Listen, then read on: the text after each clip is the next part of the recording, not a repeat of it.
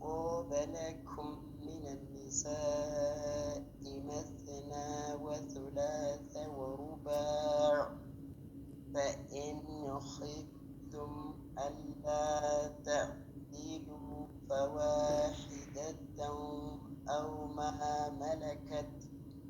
فواحدة أو ما ملكت أيمانكم ذلك أدنى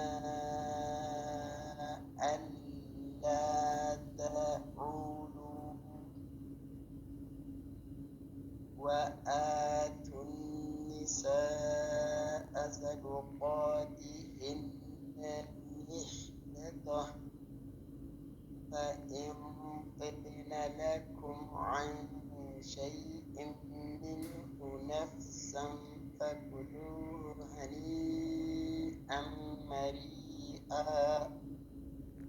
ولا تؤتوا السفهاء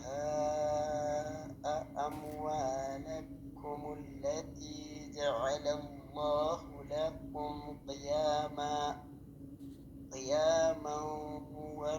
وارزقوهم فيها واكسوهم وقولوا لهم قولا معروفا وابتلوا اليتامى حتى إذا بلغوا النكاح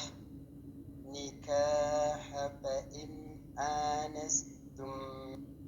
منهم رشدا فدفعوا إليهم أموالهم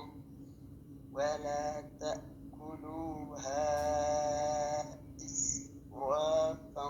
وبدارا أن يكبروا ومن كان غنيا فليستعفف ومن كان فقيرا فليأكل بالمعروف